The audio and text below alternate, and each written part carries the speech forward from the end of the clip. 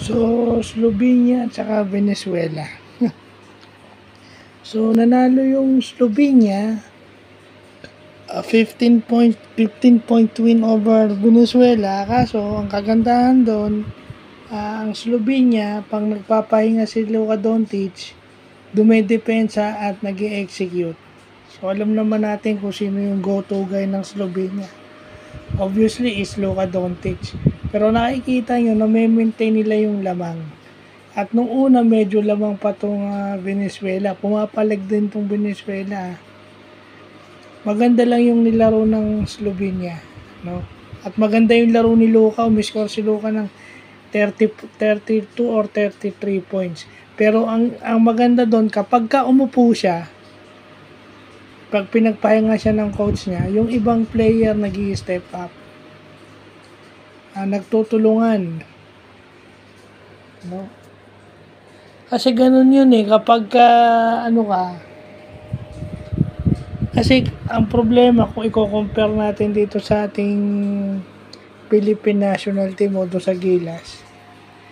Kaya maraming turnover kasi unang-una walang screen para makadaan ng gusto si Scottie, no?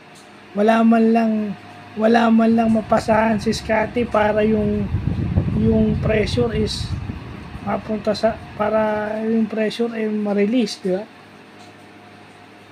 Ganun din kapag iba ang nagdadala ng bola, parang scouted ata tayo kung sino yung mga ball handler It's either Clarkson, Dwight Ramos, or Scottie Thompson.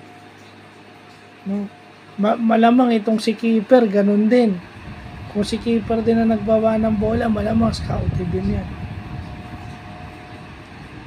So yun, kasi yun lang ang nakita nating kaibahan na kapag ka nagpahinga si Luka, yung ibang players ng Slovenia nag-i-step up at pumapalag itong Venezuela, lumalaban to. Kung tutuusin sa tindi ng firepower ni offensive prowess nito ni Luka, malamang natambakan itong Slovenia. Ay natambakan itong Venezuela. Sa tindi ng opensa nito ni Luka, malamang tambak yung Venezuela. Ang ganda na panood ko live sa TV. So bukas, kung makakapanood pa tayo after nating makinig ng misa, ay gagawin natin.